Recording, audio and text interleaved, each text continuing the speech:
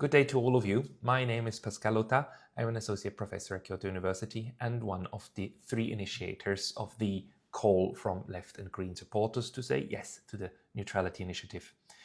It is my great pleasure to send you these greetings today since you are starting a new movement, and an important one, against this creeping integration of Switzerland not only into the political structures of the EU, but against its military integration into NATO.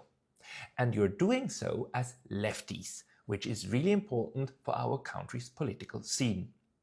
Until very recently, it has been commonplace to assume that right-wingers are all against international integration, while left-wingers are all for it, and that this is a struggle between the SVP and the liberal left parties like the Social Democrats on the other hand. This simple dichotomy is not correct anymore, maybe it never was.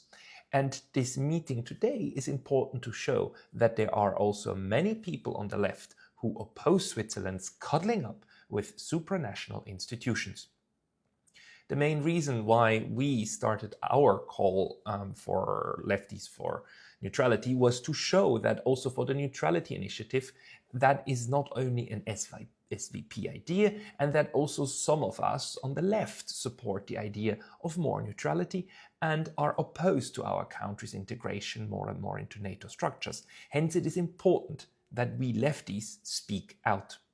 The idea that we on the left should, for moral reasons, not hold opinions similar to our compatriots on the right is ridiculous, and we need to oppose this very viewpoint.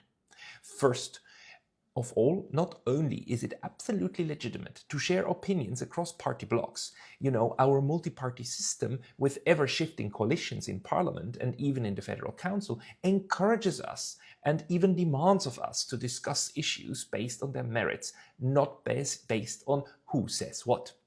I disagree with compatriots from the SVP on a lot of issues, but if they actually stand up for issues that are important to me, like a peaceful foreign policy and neutrality, then I will not oppose them just because I don't like their other opinions. That would be silly. We can and we should work with our compatriots on the other side, on the right wing, whenever they too hold humanistic and positive views on issues of common interest. Secondly, it would also be wrong to just surrender our dear neutrality as well as issues of military policy to the right-wingers and just shut up about those. No, that's not how politics works. We claim a stake in the discussion and we want to shape the discussion with our input too. We should give the discussion about neutrality and military policies a decidedly left-wing touch to move Switzerland's international politics also into a positive left-wing position. Now, what are these positions that we pro-neutralists on the left might want to inject into the national debate? From my viewpoint, they are the following.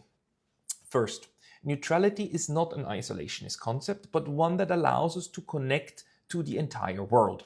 Our foreign policy must be credible, not only towards European and North American countries, but to the global South too. Switzerland should not align with the positions of one side or the other, but express understanding and willingness to dialogue with all parties. Only in this way can Switzerland gain and maintain the trust from all sides.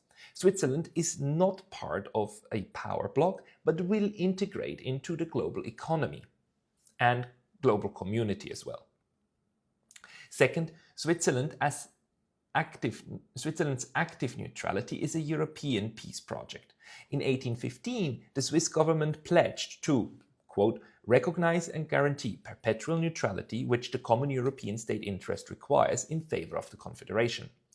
After 200 years, we aim to renew this commitment to Europe. As a buffer state, Switzerland, back in the days, played a crucial role in maintaining the balance of power in Europe for 100 years. We did not lend our country to the Austrians against the French, or against the French to use Switzerland against Austria.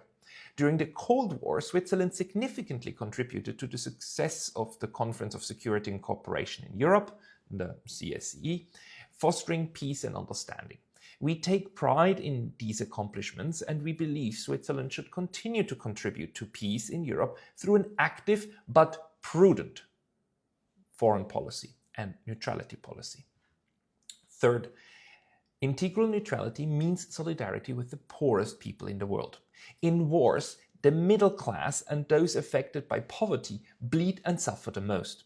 While arms companies and their shareholders profit massively, this holds true for the conflicts anywhere, especially in Ukraine, where the Ukrainians and Russian people currently bleed each other dry, while the military-industrial complex of the warring and war-promoting states continues to grow. With each escalation, there is an increased demand for deadly weaponry, leading to large profits. In short, wars bring death to many and profit to big capital. This is an ironclad rule of war, and we don't want Switzerland to be part of that. Fourth, the decision to refrain from joining NATO is our most significant contribution to world peace. NATO, once a defensive alliance, has evolved into an aggressive organization that extends its operations far beyond the North Atlantic with its so-called out-of-area interventions. NATO serves to maintain and expand Western hegemony. Unlawful NATO interventions have led to the collapse of 3 states in the last 10-12 years alone: Iraq, Afghanistan, and Libya. While the United States, on the other side of the Atlantic, primarily focuses on preserving its imperial position of power, Europe has to cope with massive refugee flows because all 3 countries now face dire conditions. And again, we as left Swiss citizens don't want to be part of that.